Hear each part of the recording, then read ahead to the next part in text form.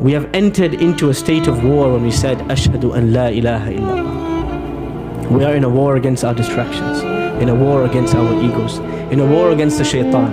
Inna ash-shaytana lakum aduwwun fattakhidhuhu aduwwa.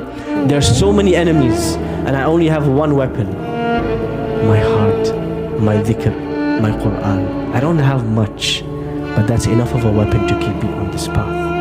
Remember one thing: the verse that made the Prophet's hair turn grey is the verse that told him to stick with the straight path and to not fall off. But all of us will fall off, without an exception in this room.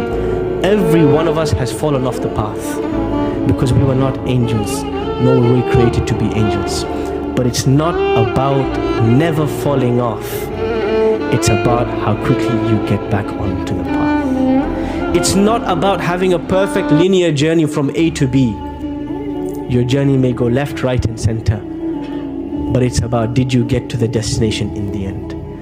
And this is why it doesn't matter when you look back how much of a criminal you are in the sight of Allah. It doesn't matter, because al-a'malu bil khawatim, it is about the final deed which you do in front of Allah. The final deed determines your fate. Imagine a group of men, a group of people, their entire life committing major sins and crimes, but the very last deed they did was they did a sujood, a sincere prostration to Allah, and Allah granted them paradise. The magicians of Fir'aun.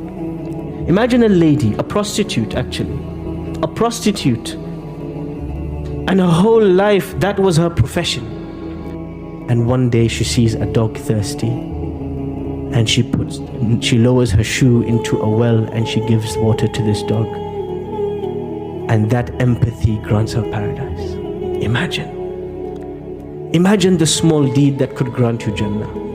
Never lose hope in returning to Allah, and never think that the journey has ended.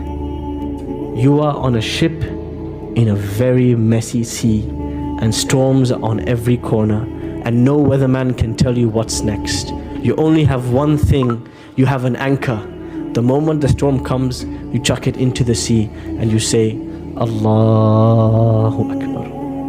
And if you don't say it now, then one day it will be said to you and me as we lie in our graves, and we can perceive somebody stands with their body in front of our heads, and they say Allahu Akbar 4 times, and the game is over. Let that not be the time we hear it. Let us say it before it is said above and